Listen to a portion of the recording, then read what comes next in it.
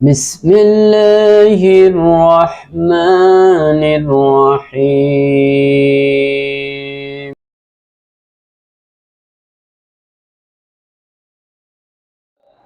আজকের খুতবার আলোচ্য বিষয় কিয়ামতের আলামত অর্থাৎ আলামাতুল কিয়ামা। পৃথিবী, আকাশ রাজ্য, সর্বোপরি আল্লাহর সৃষ্টি জগৎ একদিন ছিল না, এখন আছে। আর এমন একটা সময় আসবে যখন কিছুই থাকবে না।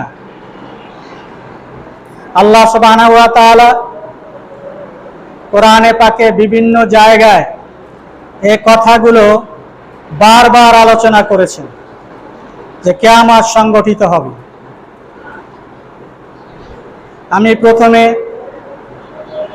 সূরা জুমার ৬৮ নম্বর আয়াত একটি অংশ তেলাওয়াতের মাধ্যমে শুরু করেছি। সুম্মা নুফিকা ফীহি উখরা, আল্লাহ বলছেন অতঃপর দ্বিতীয়বার সিংহায় ফুঁক দেওয়া হবে। সিংহায় ফুঁক দেওয়া হবে দ্বিতীয়বার। ফায়জা হুম কিয়ামুন ইয়ানজুরুন, তখন সকলেই উঠবে, উঠে দেখতে পাবে কিয়ামত। তাহলে এই কিয়ামত সংগঠিত হওয়ার আগে আরো একটা কিছু হবে, কেননা কিয়ামত সংগঠিত হবে দ্বিতীয় ফুৎকারে। প্রথম ফুৎকারে সকল সৃষ্টি ধ্বংস হবে।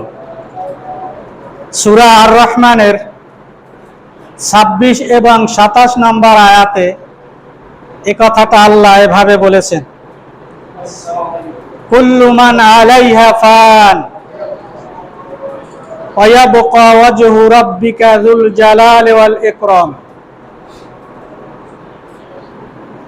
কুল্লু মান আলাইহা ফান, সৃষ্টি জগতে যা কিছু আছে সব ধ্বংস হয়ে যাবে। ফান মানে ধ্বংস হওয়া, সব ধ্বংস হয়ে যাবে। অয়াবকা, অবশিষ্ট থাকবে, ধ্বংস হবে না আল্লাহর চেহারা। অয়াবকা ওয়াজহু রাব্বিকা যুল জালালি ওয়াল ইকরাম, অর্থাৎ আল্লাহ সুবহানাহু ওয়া তাআলা ছাড়া আল্লাহর যত সৃষ্টি আছে সব ধ্বংস হয়ে যাবে। অন্য আয়াতে আল্লাহ বলেছেন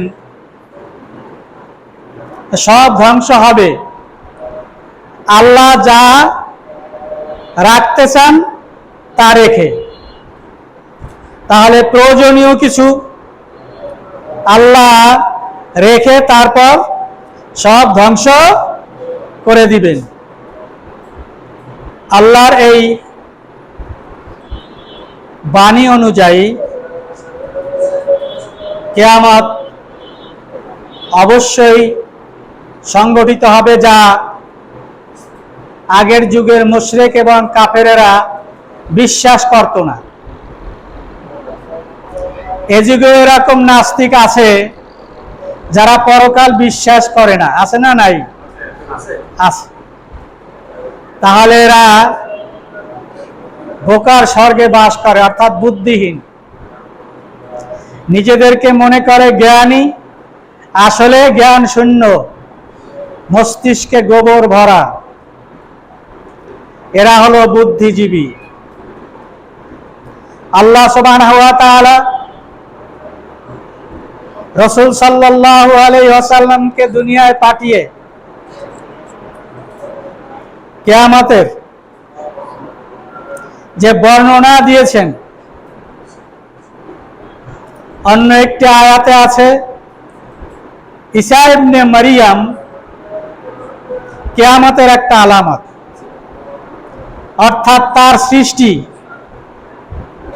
এরকম আর সৃষ্টি পূর্বে কখনো হয় না, কিয়ামতের আগে এরকম অলৌকিক একটা সৃষ্টি আল্লাহ সৃষ্টি করেছেন। এ কারণে বলেছেন যে ঈসা ইবনে মরিয়ম এ কিয়ামতের একটা আলামত। আর কিয়ামতের আলামত শুরু হয়েছে শেষ নবীর মাধ্যমে, কারণ এরপর আর কিয়ামত পর্যন্ত কোন নবী আসবেন না, অর্থাৎ এই নবীর জন্ম শেষকালে জন্ম, দুনিয়ার শেষকালে জন্ম হয়েছে। এখান থেকেই গুনে গুনে যতদিন আল্লাহ দুনিয়া টিকিয়ে রাখবেন, সৃষ্টি জগৎ রাখবেন, ততদিন থাকবে। আল্লাহ সুবহানাহু ওয়া তাআলা রাসূল সাল্লাল্লাহু আলাইহি সাল্লামকে পাঠিয়ে কিয়ামতের সূচনা ঘটিয়েছেন সূরা আল কামারের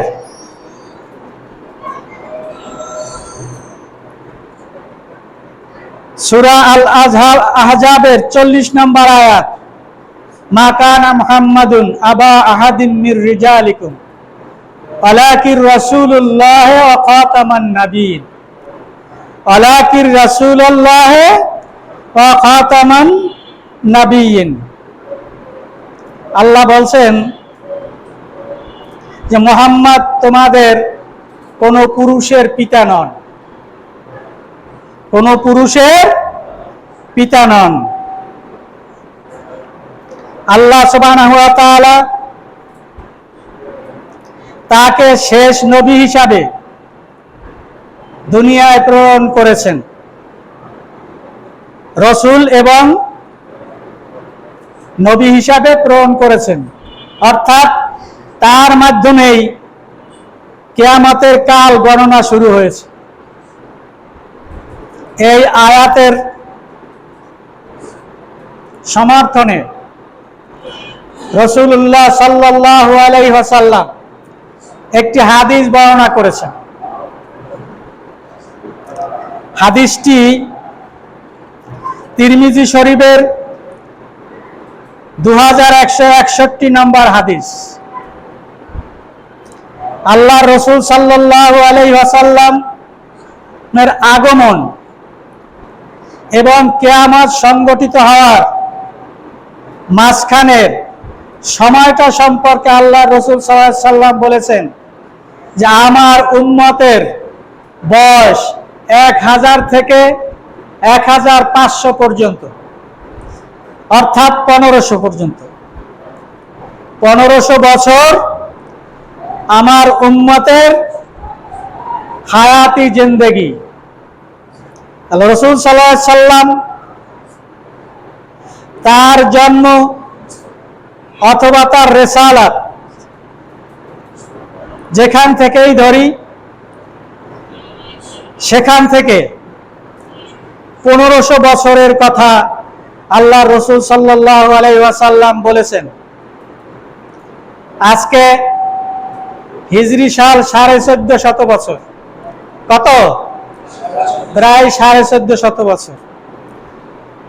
তো আর বাকি আছে 50 বছর।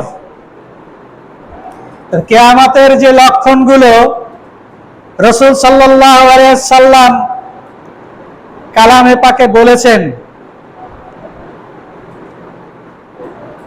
রাসূল সাল্লাল্লাহু আলাইহি সাল্লামের হাদিসে বর্ণনা করেছেন, তাতে কিয়ামত আর বেশি দিন বাকি নেই, খুব নিকটে। 40-50 বছর এটা কোনো ব্যাপার নয়, ব্যাপার নয়। আসুন রাসূলুল্লাহ সাল্লাল্লাহু আলাইহি ওয়াসাল্লামের হাদিস থেকে কিয়ামতের কিছু আলামত এবং নমুনা আমরা জানার চেষ্টা করি। আল্লাহর রাসূল সাল্লাল্লাহু আলাইহি ওয়াসাল্লাম এর একটি হাদিস আন আনাস রাদিয়াল্লাহু আনহু থেকে বর্ণিত قال قال رسول الله صلى الله عليه وسلم إن من أشراط الساعة আনাস রাদিয়াল্লাহু আনহু বলছেন যে রাসূল সাল্লাল্লাহু আলাইহি সাল্লাম বলেছেন কিয়ামতের শর্ত এখানে চারটি কথা বলেছেন আইয়ুরফাল ইলমু ওয়ায়াসবুতাজ জাহালু অতুশরিবাজ খামরু ওয়ায়াজহারুজ জিনা বুখারী শরীফের প্রথম খণ্ডে ইলম অধ্যায়ের 80 নম্বর হাদিস আল্লাহর রাসূল সাল্লাল্লাহু আলাইহি সাল্লাম বলেছেন যখন তোমরা দেখবে যে জ্ঞান তুলে নিয়েছেন আল্লাহ জ্ঞান তুলে নিয়েছেন অর্থাৎ জ্ঞানী লোকের সংখ্যা কমে যাবে আর বিজ্ঞ জ্ঞানীগণ দুনিয়া থেকে চলে যাবেন যারা দুনিয়ায় জ্ঞানী হিসাবে থাকবে তারা সত্যিকার অর্থে জ্ঞানী নয় মূর্খ বর্তমান আমাদের সমাজে আমাদের দেশে অল ওভার দ্য পৃথিবীতে শিক্ষিত লোকের সংখ্যা খুব কম যারা কোরআন হাদিস জানে এবং বোঝে এরকম লোকের সংখ্যা কম এই লক্ষ লক্ষ ওলামার দেশে সব মূর্খ ইসলাম জানে না ইসলাম বোঝে না কোরআন সম্পর্কে ভালো কোনো ধারণা নাই অর্থাৎ কোরআনের জ্ঞান নাই এরকম ইমাম মুয়াজ্জিন দ্বারা আমাদের বাংলাদেশ বোঝায় মসজিদ মাদ্রাসায় যারা আছে সব এরকম মূর্খ ইসলামের সঠিক জ্ঞান তাদের কাছে নেই আল্লাহ রাসূল সাল্লাল্লাহু আলাইহি সাল্লাম বলেছেন ইউরফাল ইলমু জ্ঞান তুলে নেওয়া হবে এভাবে মূর্খরা জেগে বসবে সমাজের বিভিন্ন দায়িত্বে তারা কিছু জানে না কিন্তু মূর্খের মতো মানুষকে ফতোয়া দেবে অর্থাৎ মুক্তি তৈরি হবে জ্ঞান শূন্য মুক্তি তৈরি হবে তারা ফতোয়া দেবে ভুল মিথ্যা ফতোয়া দেবে বানোয়াট ফতোয়া দেবে যার মাধ্যমে মানুষ বিভ্রান্ত হয়ে ভুল পথে চলবে আজকে সেটা হচ্ছে কিনা সমাজে সেটা আছে কিনা তাহলে প্রথম শর্ত বলেছেন আল্লাহর রাসূল যে জ্ঞানকে আল্লাহ তুলে নেবেন 2 নম্বর শর্ত অয়াসবুতাজ জাহালু মূর্খতা জেগে বসবে সব মূর্খ হয়ে যাবে জ্ঞান না থাকলে তো মূর্খই তাই না আজকে সমাজপতি বলেন দেশের পরিচালক বলেন সমাজের পরিচালক বলেন পরিবারের পরিচালক বলেন যাই বলেন কোরআনের জ্ঞান নেই ইসলামের জ্ঞান নেই মানুষের কল্যাণকর কোনো জ্ঞান তাদের মধ্যে নেই সব জাহেল সব মূর্খ সারা জাতি মূর্খতায় বসে আছে ছেয়ে গেছে নিজের কল্যাণ কিসে হয় এটাই জানে না এটাই বোঝে না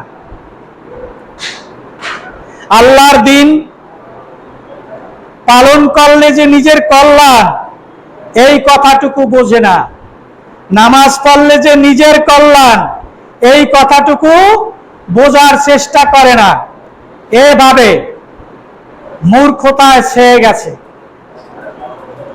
আজকের সমাজে যারা নিজেদেরকে মুসলমান বলে পরিচয় দেয় কয়জনে নামাজ পড়ে 100 ভাগের 5 ভাগে পড়ে না 2 ভাগ এর ভাগও পড়ে না তাহলে এই যে নামাজ পড়ে না এটা না পড়ার কারণ কি? মূর্খতা। সে বুঝে না যে নামাজ আমার জন্য আল্লাহ ফরজ করেছেন, এটার মধ্যেই দুনিয়া এবং আখিরাতে কল্যাণ। এই মূর্খতার কারণে সমাজে অশান্তি সৃষ্টি হচ্ছে, রাহাজানি, মারামারি, কাটাকাটি, হানাহানি সৃষ্টি হচ্ছে। সামান্য একটা ব্যাপার নিয়ে তুল কালাম কাণ্ড ঘটিয়ে শতে শতে লোক মারা যাচ্ছে, নিরীহ নিরপরাধ লোক মারা যাচ্ছে না? এটার মূল কারণ হলো মূর্খতা। 3 নম্বর শর্ত, তাশরাবাল খামরু, তুশরাবাল খামরু। খামরুন মানে মদ। নেশায় পেয়ে বসবে। আমাদের সমাজে এটা নাই, আছে? নেশা সমাজটাকে পরিপূর্ণভাবে আঁকড়ে ধরেছে। নেশাখোর লোক, নেশা যারা খায় না তাদের চেয়ে কয়েক গুণ বেশি। নেশা খায় না এরকম লোকের সংখ্যা 5-10% হইতে পারে, আর বাকি সবাই বিভিন্ন ধরনের নেশায় পাগল হয়ে বুঁদ হয়ে আছে, পাড়ায় পাড়ায়, ঘরে ঘরে। আগে তো একটু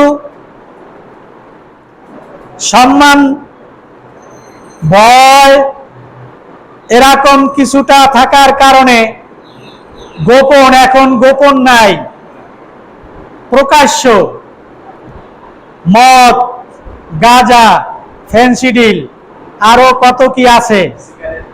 বাধা দেওয়ার কোনো সুযোগ নাই, কেউ বাধা দেবে না, কেউ দিচ্ছে না।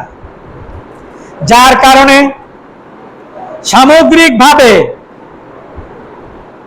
মদের সয়লাভ, নেশার সয়লাভ বয়ে যাবে। এটা কিয়ামতের লক্ষণ, যেটা আজকে আমাদের সমাজে আছে। এরপরে চতুর্থটা হলো অয়াজহারাত জেনা। জেনা, বেবিচার প্রকাশ্যে হবে, প্রকাশ্যে জেনা বেবিচার হবে। ইয়াজহার মানে প্রকাশ্য, ইয়াজহার মানে প্রকাশ্য। রাস্তাঘাটে, যেখানে সেখানে, সারা পৃথিবীতে, ওয়েস্টার্ন কান্ট্রি বা আমাদের দেশের মতো মুসলিম রাষ্ট্রগুলোতেও জেনা বেবিচারের সয়লাভ। এটা এই বর্তমান অবস্থার মূল কারণ। কিয়ামত অত্যন্ত সন্নিকটে, তাই এই সবগুলোই প্রকাশ পাবে, পেয়েছে। অতএব আমাদের দায়িত্ব কি? মৃত্যুর আগে পরকালের পাথেয় সংগ্রহ করা, কিয়ামতের লক্ষণগুলো থেকে নিজেদেরকে হেফাজত করা, সকল প্রকার খারাপ কাজ থেকে বিরত থাকার চেষ্টা করা, নিজে, নিজের পরিবার পরিজন, আত্মীয় স্বজন। অন্য একটি হাদিসে আসছে, সূরা ইলমের 81 নম্বর হাদিস, তিরমিজির 2152 নম্বর হাদিস। সে হাদিসে রাসূল সাল্লাল্লাহু আলাইহি ওয়াসাল্লাম বলেছেন যে কিয়ামতের পূর্বে নারীদের সংখ্যা বৃদ্ধি পাবে, নারীদের সংখ্যা বৃদ্ধি পাবে, পুরুষের সংখ্যা কমে যাবে। এটা বর্তমানে শুরু হয়েছে। সারা বিশ্বে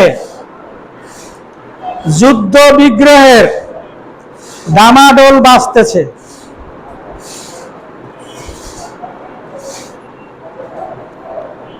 তৃতীয় বিশ্বযুদ্ধ সংগঠিত হওয়ার দ্বার প্রান্তে পৃথিবী। যে কোনো সময় তৃতীয় বিশ্বযুদ্ধ শুরু হতে পারে। এই যুদ্ধে কয়েক কোটি লোক মারা যাবে। এটাকে মালহামা বলা হয়। সেখানে পুরুষেরাই যুদ্ধ করবে, পুরুষেরা মারা যাবে, নারীরা বেঁচে থাকবে। হাদিসে আসছে একজন পুরুষ 50 জন নারীর নেতৃত্ব দেবে, এরকম একটা পরিবেশ আসতেছে। তৃতীয় মহাযুদ্ধ বাজলে যুদ্ধ রাইফেল বন্দুক এ দিয়ে হবে না, হবে কি? আণবিক বোমার দ্বারা। আণবিক বোমার দ্বারা এক একটা আণবিক বোমায় 2-4 জন লোক মরে না, হাজার হাজার লোক মরে, লক্ষ লক্ষ লোক মারা যায়। অতএব কিয়ামতের পূর্বে এই কাজটি সংগঠিত হবে। এরপরে 3 নম্বরে আল্লাহ রসুল সাল্লাল্লাহু আলাইহি ওয়াসাল্লাম বলেছেন যে কিয়ামত ততক্ষণ পর্যন্ত সংগঠিত হবে না যতক্ষণ পর্যন্ত আমার উম্মতের মধ্যে 15টি নিদর্শন দেখা না যাবে, 15টি কাজ আমার উম্মত না করবে। উম্মতের মধ্যে 15টি কাজ সংগঠিত হতে হবে, তারপর কিয়ামত হবে। এই হাদিসটা তিরমিজির ফিতান 2157 নম্বর হাদিস, হযরত আলী রাদিয়াল্লাহু আনহু বর্ণিত। আল্লাহ রাসূল সাল্লাল্লাহু আলাইহি সাল্লাম বলেছেন যে প্রথম হলো গনিমতের মাল ব্যক্তিগত সম্পদে পরিণত হবে। এটা শুরু হয়েছে খেলাফতে রাশেদার পর, আমিরে মুয়াবিয়া রাদিয়াল্লাহু আনহুর শাসন আমল থেকে। রাষ্ট্রের সম্পদ শাসকরা নিজেদের সম্পদ মনে করে ভোগ ব্যবহার করত যথেষ্টভাবে। আজকে বোধহয় হচ্ছে না, হচ্ছে। কিয়ামতের এটা পূর্ব লক্ষণ 1 নম্বর, এটা শাসকদের, খলিফাদের ব্যক্তিগত সম্পদে পরিণত হবে। যখন ইচ্ছা তখন থেকেই ভেঙে খেতে পারবে, কারো কাছে জবাবদিহি করতে হবে না, কৈফিয়ত দিতে হবে এরকমও মনে করবে না। 2 নম্বরে আমানত লুটের সম্পদে পরিণত হবে। কারো কাছে আমানত রাখলে সে আমানত সংরক্ষিত হবে না, আমানত ফেরত দেওয়া হবে না। লুটের মাল হিসাবে যার কাছে আমানত থাকবে সে তা ভেঙে খেয়ে ফেলবে। এটা হচ্ছে না?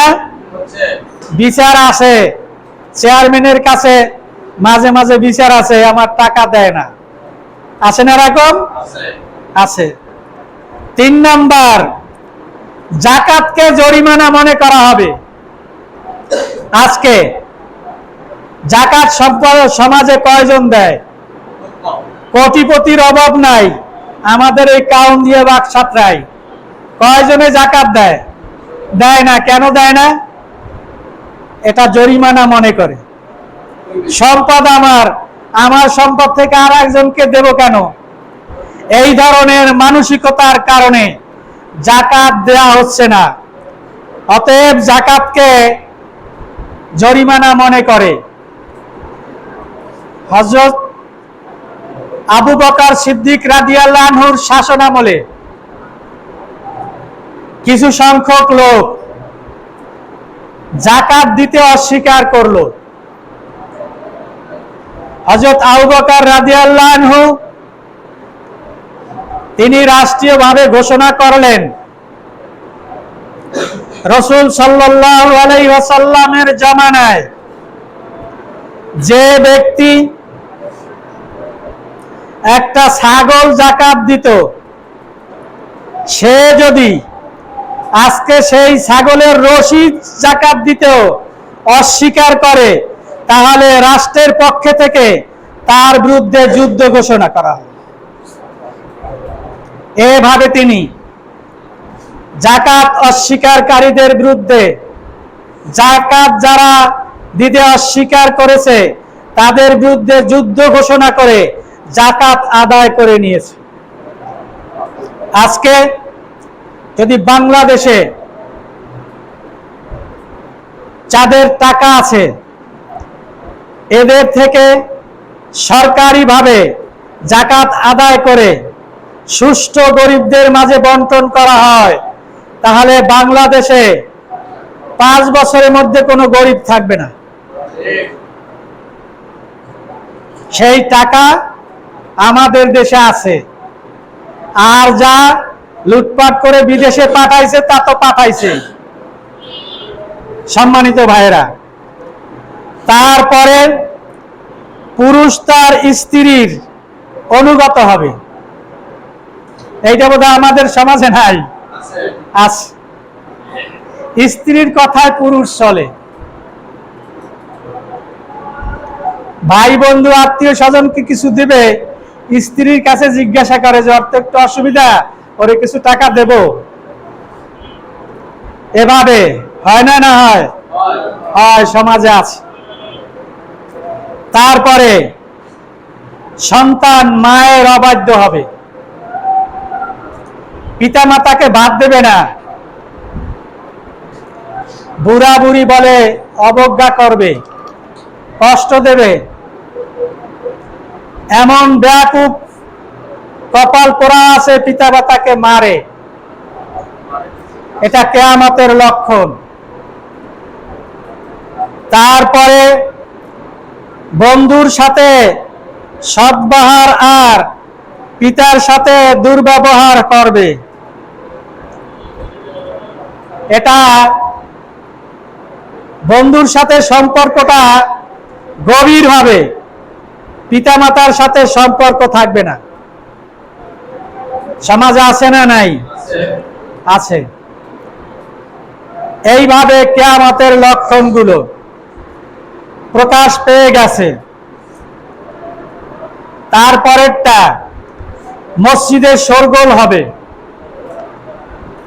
মসজিদে টাকা পয়সা নিয়ে, মসজিদের নেতৃত্ব নিয়ে, মসজিদে ঢুকে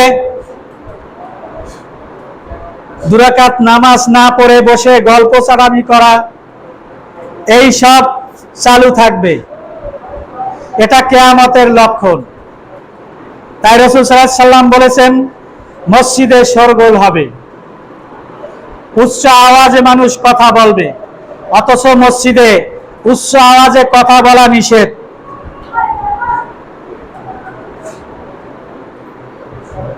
চরিত্রহীন লোক নেতা হবে, আমাদের দেশে নাই, সব চরিত্রবান, ফুলের মতো চরিত্র। হ্যাঁ, তো এই যে চরিত্র, এই শেষে অরাজকতা সৃষ্টি করে কারা? এই নেতারা। দেশের সম্পদ লুটপাট করে কারা? এই নেতারা। তাহলে তাদের চরিত্র ফুলের মতো পবিত্র না গুয়ের মতো অপবিত্র? এই নেতাদের, চরিত্রহীন নেতারা রাষ্ট্র থেকে আরম্ভ করে সমাজের সর্বনিম্ন স্তর মেম্বার পর্যন্ত হবে, অধিকাংশই চরিত্রহীন হবে।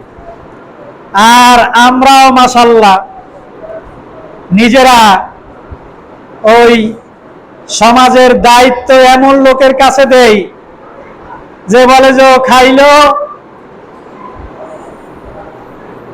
আইনিয়া খাইবে, তাহলে অন্ত কিছু তো পাবো, খাও। এইরকম খাওয়ার লোক বাছাই করে তারপর দেই। ভালো লোক দাঁড়াইলে বলে যে আর কি করবে, হ্যাঁ, এ সমাজে মানুষের সাথে মিশা মারিয়ে কুটতে আনতেও পারবে না, আর দিতেও পারবে না, নিজেও খাইতে পারবে না, মানুষকেও দিতে পারবে না। এই ধরনের ভাব মানুষের মনের মধ্যে থাকবে। অতএব চরিত্রহীন নেতৃত্ব সমাজে জেকে বসবে, তৈরি হবে। সমাজে সম্মান শ্রদ্ধাবোধ থাকবে না, সম্মান শ্রদ্ধাবোধ থাকবে না। থাকবে কি? শ্রদ্ধা করবে, সম্মান করবে ভয়ে, যে মাতবার সাহেবকে, মেম্বার সাহেবকে সালাম না দিলে অবস্থা খারাপ আছে, কোনো একটা কেসে বাজায় দিবে। এই ধরনের মানসিকতা নিয়ে সালাম কালাম শ্রদ্ধা এটা সমাজে চালু হবে, কিন্তু আন্তরিকতার সাথে সম্মান বোধ বজায় রেখে কাউকে সালাম দেবে না। সালামটা এখন 2-3 ধরনের হয়েছে। দোকানদার ওই সব লোকদেরকে সালাম দেয় যে ওই দোকানের থেকে মাল কেনে, এটা পরীক্ষা করে দেখবেন। আর আমি যদি কাউকে সালাম দেই তাহলে ওই ব্যক্তি আমাকে সালাম দেবে, অন্যরা দেবে না। আর কিছু গ্রুপ আছে আমাদের সমাজে, ওই গ্রুপের লোক ছাড়া সালাম দেয় না। আপনি যত বড় আলেম ওলামা যাই হন না কেন, আপনাকে সালাম দেবে না আপনি ওই গ্রুপের লোক না হইলে। আছে না নাই? তাহলে এভাবে সম্মানবোধ উঠে যাবে। কিয়ামতের লক্ষণ এটা উঠে গেছে, এটা উঠে গেছে। বেশি মদ পান করা হবে, যেটা আগের ওই হাদিসে গেছে, মদ পান করা হবে, এটা স্বাভাবিক ব্যাপার, স্বাভাবিক ব্যাপার। রেশমি পোশাক পরিধান করা হবে। আজকে রেশমের পোশাক পরে, সিল্কের পোশাক পরে না, পরে। এটা পুরুষের জন্য হারাম, পুরুষের জন্য এটা হারাম। স্বর্ণ এবং রেশম, আজকে দেখবেন পুরুষেরা স্বর্ণের চেইন, মোটা ধরনের স্বর্ণের চেইন দিয়ে হাঁটে, পাছার কাপড় জাগাইয়া তারপরে ওই স্বর্ণের চেইন লইয়া হাঁটে। সমাজে আছে না নাই? 2-1 দেখছেন নাকি? দেখছি আমরা, বাস্তব। তারপরে নর্তকী গায়িকাদের প্রতিষ্ঠিত করা হবে, এটা তো আমাদের বাংলাদেশে নাই। কি আছে না নাই?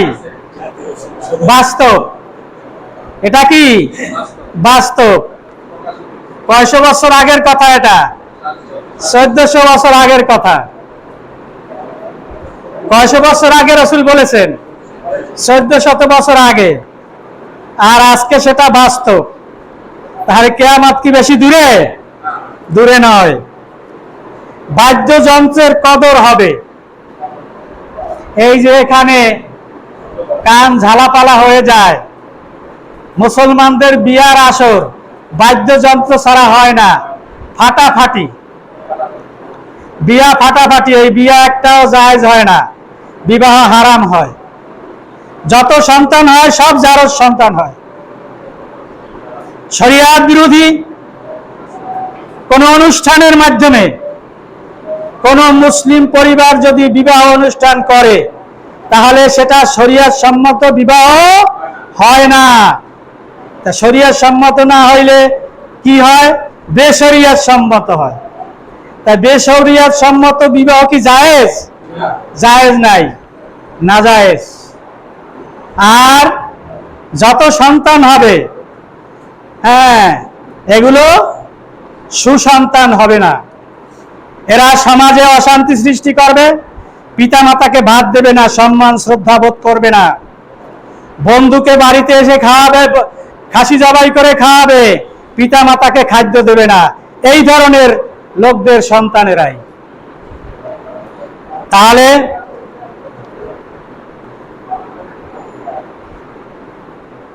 বাদ্যযন্ত্রের কদর হবে, যেটা সমাজে চালু হয়ে গেছে। বাপেও নাচে, মায়েও নাচে, ছেলে মেয়েরা তো নাচে, আবার নেশাও খায়। এই বিবাহ অনুষ্ঠানে দাওয়াত দিয়ে আনে, তোরা নাচবি, তো করে টাকা দেব, খাওয়ান দেব, নেশা দেব, এরকম সমাজে শুনি। কারণ ওখানে তো যাই না, শুনি। তবে আমরা মোহাম্মদনগর এলাকাবাসী মসজিদ কমিটি একাত্র হয়ে সিদ্ধান্ত নিয়ে গত কয়েক মাস থেকে এটা আমাদের সমাজে বন্ধ করার চেষ্টা করেছি, বন্ধ করেছি। এখন ভবিষ্যৎ আল্লাহর হাতে। আমরা এই জোট, ঐক্য জোট থাকবে কিনা। হ্যাঁ, এমন হতে পারে এমন একজনের যার ঠেলায় ঐক্য আর থাকবে না, বাজা দাম্বর দাম, এরকম না হোক এটাই আমরা কামনা করি।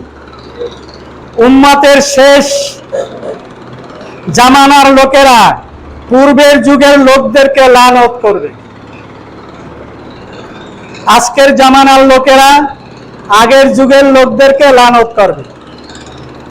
বিভিন্ন ধরনের ফেরকা তৈরি হবে, এক ফেরকা আর এক ফেরকারে গালি দেবে,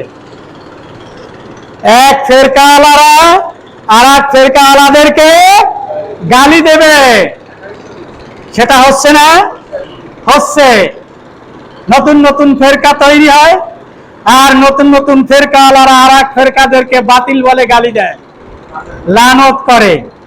এটা কিয়ামতের লক্ষণ।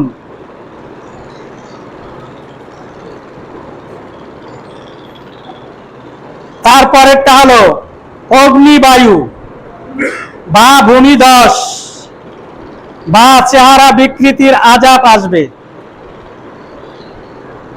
এটা শেষ 15টা লক্ষণের শেষ লক্ষণ হলো আগুনের বাতাস, এটা আসবে। অন্য হাদিসে আসছে, পরবর্তী হাদিসে আসছে, যেটা ইয়ামান থেকে শুরু হবে, ইয়ামান থেকে শুরু হবে, ওই হাদিসে যাব। তাহলে অগ্নিবায়ু আসবে, ভূমিধস হবে, মানুষের চেহারা বিকৃতি হয়ে যাবে, ওই অগ্নিতাপের কারণে বিকৃত হয়ে যাবে। এইরকম পরিবেশ পরিস্থিতি যখন হবে, হচ্ছে, এটাই কিয়ামতের লক্ষণ। আজকে আমরা কিয়ামতের লক্ষণের মধ্যে আছি। অন্য হাদিসে রাসূল সাল্লাল্লাহু আলাইহি সাল্লাম কিয়ামতের 10টি লক্ষণ বলেছেন। হযরত হুযায়ফা রাদিয়াল্লাহু আনহু ইবনে ইয়াজিদ উসায়াদ গিফারি রাদিয়াল্লাহু আনহু হতে বর্ণিত, রাসূল সাল্লাল্লাহু আলাইহি সাল্লাম বলেছেন, কিয়ামত যতক্ষণ পর্যন্ত হবে না, যতক্ষণ পর্যন্ত 10টি নিদর্শন প্রকাশ না পাবে। আগে গেছে কয়টা? 15টা। এর আগে গেছে 4টা, তাহলে 19টা। এরকম অসংখ্য হাদিস আছে। তো গুরুত্বপূর্ণ কয়েকটা হাদিসই আমি এখানে সংগ্রহ করেছি। তো যতটুকু সম্ভব আজকে এই 10টা বলেই শেষ করব। 1 নাম্বার, সূর্য পশ্চিম দিক থেকে উদয় হবে। সূর্য পশ্চিম দিক থেকে উদয় হলে মানুষের নেক আমল বন্ধ হয়ে যাবে, তওবার দরজা বন্ধ হয়ে যাবে। 2 নাম্বার, দাব্বাতুল আরদ বের হবে, অর্থাৎ মাটির ভিতর থেকে একটা প্রাণী বের হবে। সে প্রাণী কথা বলবে, সেটা বের হবে কাবা ঘরের পূর্ব প্রান্ত সাবা পাহাড়ের পাদদেশ থেকে। সে প্রাণী মানুষের সাথে কথা বলবে। মানুষ যখন খোদাদ্রোহিতার শেষ পর্যায়ে চলে যাবে, ইমানদার থাকবে না, তখন এই দাব্বাতুল আরদ বের হবে। 3 নাম্বার, ইয়াজুজ মাজুজ বের হবে। ইয়াজুজ মাজুজ পৃথিবীর অভ্যন্তরে বসবাস করে। কোথায়? পৃথিবীর অভ্যন্তরে। একটা আশ্চর্য লাগতেছে না? এই ঘটনাগুলো এখানে বিস্তারিত লেখা আছে, হাদিস থেকে লেখা আছে, তখন বর্ণনা করলে বুঝতে পারবেন। 4 নাম্বার, দাজ্জাল বের হবে। দাজ্জাল কাফের, এটা বের হবে। এটা ইহুদিরা সেই দাজ্জালের অনুসারী হবে, এটাও দাজ্জাল অধ্যায়ে আলোচনা হবে ইনশাআল্লাহ। ঈসা ইবনে মারিয়াম আসমান থেকে নেমে আসবেন, কিয়ামতের লক্ষণ। এগুলো বেশি দিন নয়, হয়তো 50-60 বছরের মধ্যেই ঘটে যাবে। আমরা হয়তো এখানে যারা আছি অনেকেই দেখব না, কিন্তু ছোট বাচ্চা যারা আছে তারা অনেকেই দেখবে। আল্লাহ এর থেকে আমাদেরকে হেফাজত করুন। 6 নাম্বার, ধোঁয়া প্রকাশ পাবে। আল্লাহ সুবহানাহু ওয়া তাআলা কোরআনে পাকে কথাটা বলেছেন যে সারা পৃথিবী ধোঁয়ায় আচ্ছন্ন হয়ে যাবে। মানুষ এই ধোঁয়ার মধ্যে আযাব ভোগ করবে, শ্বাস করতে পারবে না, এরকম একটা পরিস্থিতি আসবে। সূরা দোখান নামে একটা সূরা আছে, আর দোখান অর্থাৎ ধূম্র, সেই দোখান ধোঁয়া প্রকাশ পাবে। 7 নাম্বার, 3টি স্থান ধসে যাবে। পৃথিবীতে 3টা স্থান ধসে যাবে। তার 1 নাম্বার হলো পশ্চিম দিকে, আমাদের দেশ থেকে পশ্চিম দিকে, অর্থাৎ হাদিসের ভাষ্য অনুযায়ী মক্কা থেকে পশ্চিম দিকে, কারণ হাদিসটা তো মক্কা থেকে বা মদিনা থেকে বলা হয়েছে। সেখান থেকে পশ্চিম দিকে একটা ভূমি ধসে যাবে সমুদ্রের মধ্যে, বা হয়ে ওই কি করাটাকে ভূমিকম্পের মাধ্যমে। 8 নাম্বার, আর একটা পূর্বে, আমাদের পূর্বাঞ্চলে, এশিয়া মহাদেশ হতে পারে, পূর্বাঞ্চল তো এশিয়া মহাদেশ। আর একটা হলো আরব উপদ্বীপে, আরব উপদ্বীপে। তাহলে পশ্চিম দিকে একটা, পূর্ব দিকে একটা, আরব উপদ্বীপ অর্থাৎ মিডল অফ দ্য ওয়ার্ল্ড, পৃথিবীর মাঝখানে। এই 3টা ভূমি 3 জায়গায় ধসে যাবে কিয়ামতের আগে। 10 এবং শেষ নম্বর, ইয়ামেনের আদন প্রান্ত হাতে, ওই যে আগুনের কথা বললাম, আগুন বের হবে, যা লোকদেরকে তাড়িয়ে নিয়ে যাবে সিরিয়ার মাহশার নামক স্থানে। সিরিয়া হবে কিয়ামতের জায়গা, সিরিয়া হবে কিয়ামতের জায়গা, এখানে নিয়ে তাড়িয়ে নিয়ে যাওয়া হবে। এই হাদিসগুলো আছে আবু দাউদের 4262 নম্বর হাদিস, তিরমিজির 2129 নম্বর হাদিস।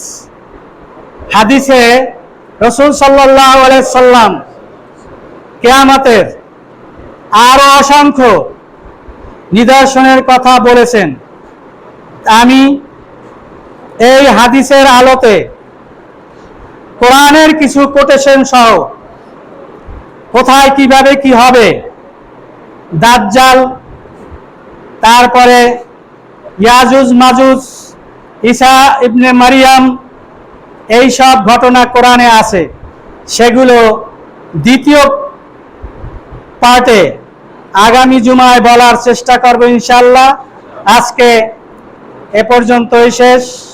আসসালামু আলাইকুম ওয়া রাহমাতুল্লাহি ওয়া বারাকাতুহু।